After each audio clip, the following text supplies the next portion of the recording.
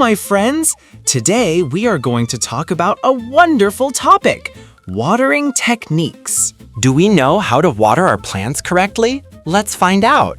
As we've discussed in our previous episodes, water is one of the most magical touches in the universe for all living things.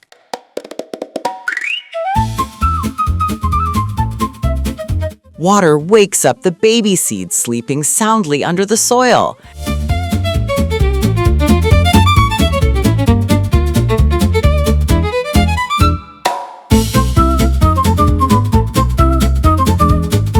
It helps my best friends, nitrogen, phosphorus, and potassium, travel from the soil into the plants.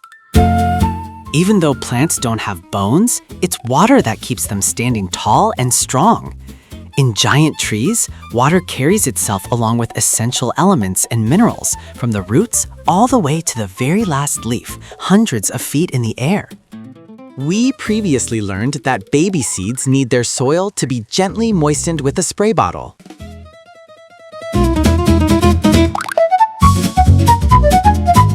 But what kind of watering technique should be used for the seedlings in our garden, or for larger areas like clover fields and fruit orchards? Let's learn!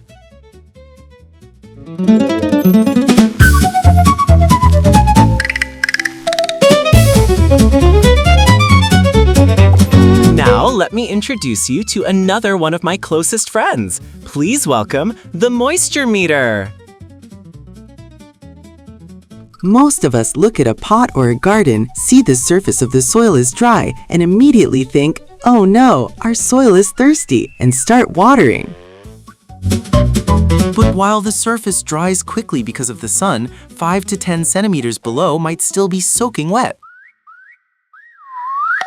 If we add more water while the bottom is already wet, the plant's roots will be trapped in too much water. And just like when plants were babies, meaning seeds, they don't like swimming in too much water. They don't want excess water around their roots when they grow up either. Too much water prevents the plant from breathing. Except for water plants like water lilies, most plants do not like being in overly soggy environments. This is where my dear friend the moisture meter comes to the rescue. If its needle shows that the soil underneath is wet enough, it means there's no need to water for now. If you don't have a moisture meter, you can figure this out by sticking your finger into the soil. Even if the top is dry, you can feel if the deeper layers are still moist. The most important thing in watering is timing. The first light of dawn is the best time to water plants. Between 6 and 8 a.m. is the golden hour for our plants. When the soil is cool in the morning, the water doesn't just evaporate and disappear. It can soak deep into the ground. Our plant then feeds on that water all day long. Plants drink water through their roots, not their leaves. The correct method is to give the water directly to the soil at the base of the stem. Watering plants from above like heavy rain is very wrong. If we water plants from the top during the day, the water droplets under the sun act like tiny magnifying glasses. They focus the sun's rays onto a single spot and burn the leaf tissue. These burns are too small to see with the naked eye, but they are open doors, large enough for harmful fungal spores. These fungi grow in those tiny droplets and make our plant sick.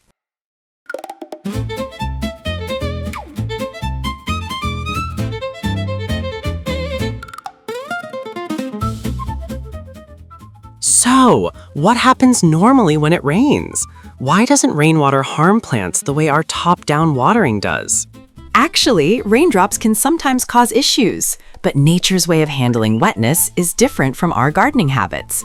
Rain usually falls when it's overcast and clouds have blocked the sun. When the rain stops, the air is humid, and the sun doesn't immediately start burning the plant from its highest point. After rain, the air is usually cool, which allows the water to cool the leaf instead of burning it. Soil absorbs water just like a sponge. But if you pour a whole bucket of water onto the soil all at once, the soil can't soak it all up.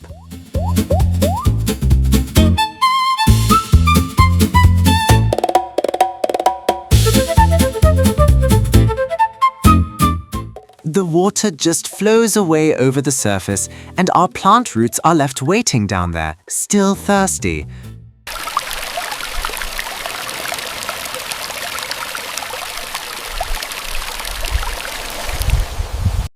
The right method is to give the water slowly, drop by drop. We can use two methods to deliver water slowly to the soil. First, clay pots or pitchers.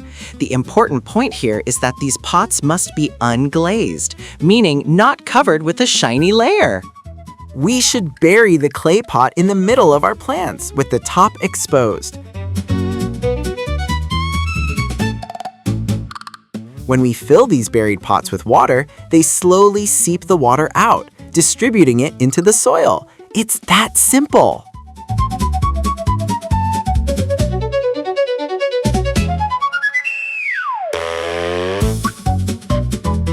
The second method is the more well-known drip irrigation pipes. If you are going to use drip pipes, you should choose ones made of high-quality, durable materials that can be used for a long time. These pipes are made of plastic. Constantly replacing pipes is not sustainable. Increasing plastic waste only harms our nature. Keeping the water in the soil is just as important as watering it at the right time and in the right way.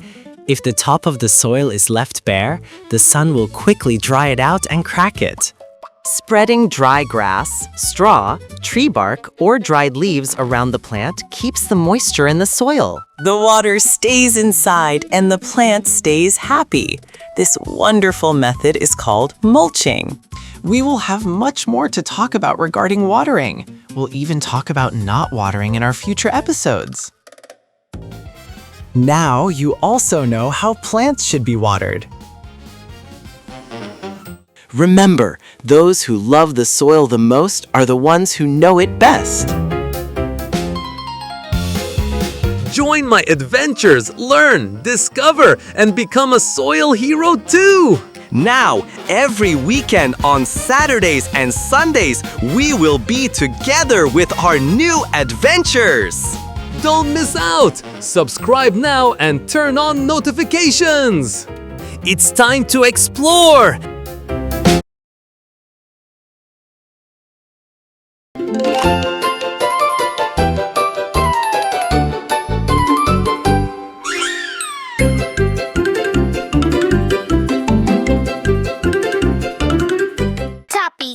Toppy time, let's grow and shine. Toppy time, the garden's mine. Dig it, drop it, water, pop it, sprout so fast you can't stop it. Little green buds doing the shimmy, turning the dirt